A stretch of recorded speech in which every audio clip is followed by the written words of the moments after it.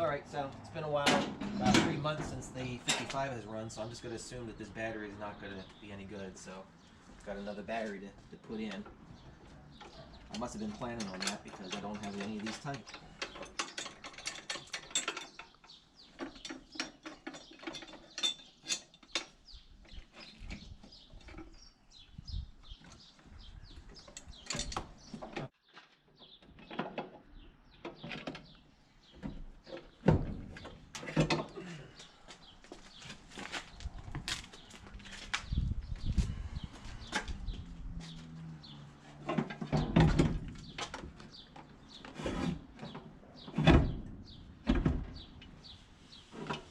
Now I can't hook that up just yet until I put the cover on. You know, now I think about that hold down, probably not going to work with these handles. That's probably why the other one didn't have handles on it.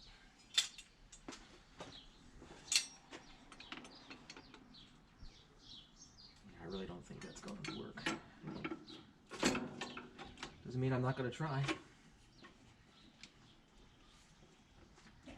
Okay, it's ugly as sin, but it might work. Alright. I'm going to put the felt back up on here because it'll keep from my positive terminal from accidentally hitting this metal frame and grounding out.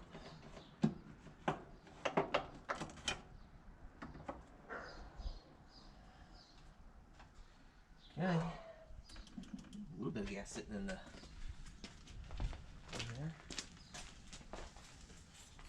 Well, let's see how it starts after, I say, about 3 months.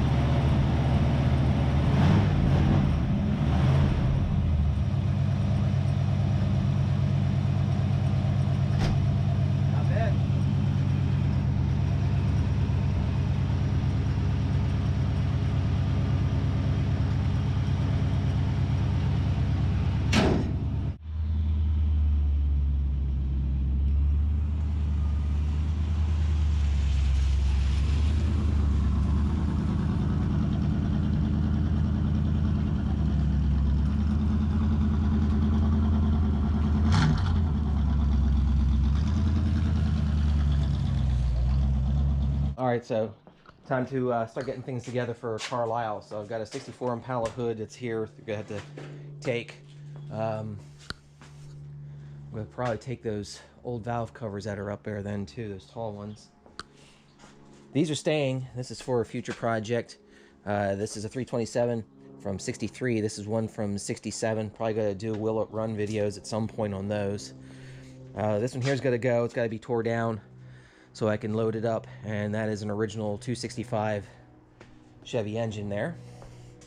I think it's an intake. I don't know if that's, I don't think that's 55. I'll have to check. It looks like it says 62 on it.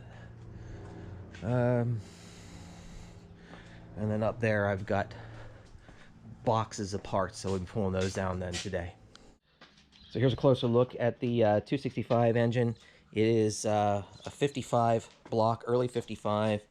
Don't know how well you can see this, but it is dated for late 54. There's the casting number. No oil filter boss. Heads, that's a little hard to see, but on this side you can see it's same build date, so it's got the original heads on it. Not tapped on the front of the crank. The number up here and the stamping, I don't know how well you can see that, but I'm not sure what that is.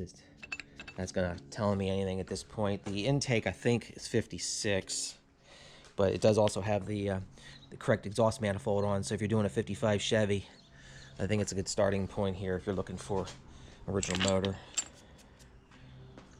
Alright, so I just pulled the heads off of it. It's been sitting for a while, so it's definitely going to need a complete rebuild.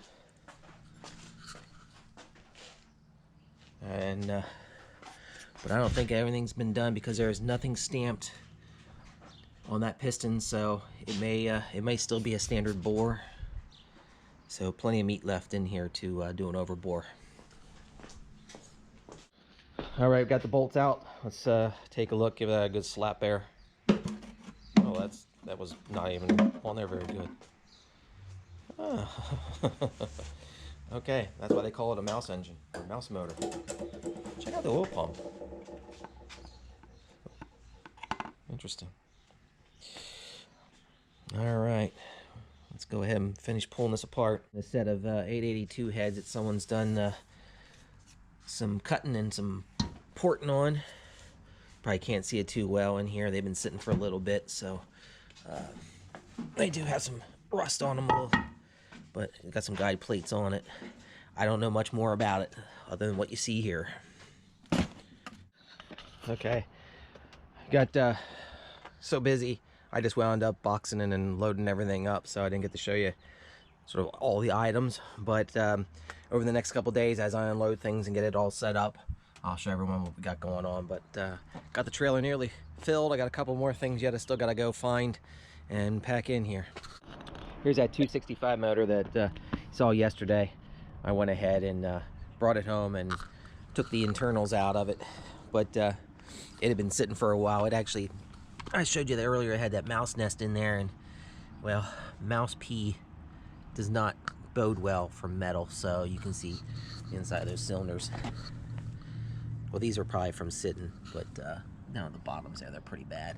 But barely has a ridge on this, and nothing was stamped on the pistons, so I believe it's all standard bore. So should be pretty easy to bore this engine. This crank has a little bit going on with it. I saw a couple areas, but nothing too serious. I think this could easily be turned and saved. You can see original 265 cam, if you're not familiar with them. Have to have that cut in it. Here's one of the other things I didn't show you the other day. I have some, I think these are 49 Plymouth bumpers. So good if you're doing like a rat rod or a lead sled, something like that, that you need bumpers for. And I have, oh my gosh, I think about 10 bumper guards. That's correct for these bumpers too, as well. They're in another box. I think it's for motorcycle. I think that's about all the interesting things I got going on in the back here.